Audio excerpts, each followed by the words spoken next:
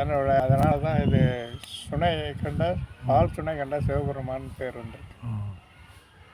அது சப்த கன்னிகளுக்கு சப்த கன்னியை பற்றி தெரியாது நமக்கு. அதுக்கு ஆள் இருக்காங்க, அவங்க ஆளுகிட்ட கேட்கணும். அதுக்குள்ள நீங்கள் எத்தனை வருஷமாக இருக்கீங்க? இங்கே எத்தனை வருஷமாக இருக்கீங்க? நான் ஒரு 20 வருஷமாக இருக்கேன். இங்கே தான் வீடு? 20 வருஷம் இங்கே வேலை பார்க்குறேன் கோயிலில். சன்னியாசியா இல்லை எப்படிங்க? சன்னியாசியா இல்லை எப்படி? சரியா புரியுது. சன்னியாசியா நீங்கள்? இல்லை சன்னியாசி எல்லாம் கிடையாது. சரி. இங்கே பவர்னா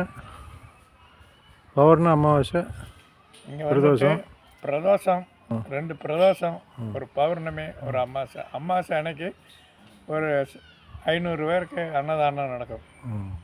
3 அமாவாசை, இந்த தை அமாவாசை, புரட்டாசி அமாவாசை, ஆடி அமாவாசை, இதுக்கு மட்டும் ஒரு 1000 1500 பேர் நெருக்கி வருவாங்க. வாரது தை அமாவாசை 29ஆம் தேதி.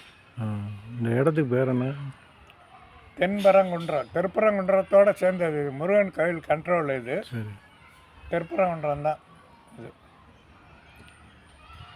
இங்கே ஆதி முருகன் இங்கே இருக்கோ? என்னங்க? இந்த பக்கம் முருகன் கோயில் இருக்கா? முருகன் இங்கே இருக்கார், இதில் இருக்கார். முருகனும் வள்ளியும் இங்கே இருக்காங்க. எங்கே?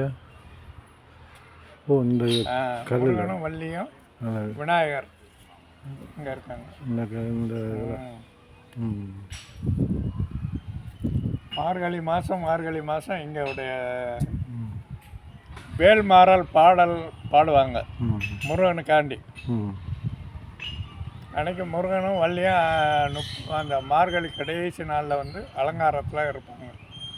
கூடவள்ளி அன்னைக்கு. என்னங்க? கூடவள்ளி அன்னைக்கு கூடவள்ளின்னு ஒன்று வரும். கூடவள்ளி அந்த 29ஆம் தேதி கூடவள்ளின்னு ஒரு இது வரும், ஆண்டாள் கூடையாது. அந்த நாளில் கும்பிடுவீங்க? இல்லை, நம்ம வந்து 30ல் முடிச்சிடுறோம். அந்த 30 31 வருதில்ல, அன்னைக்கு முடிக்கணும்.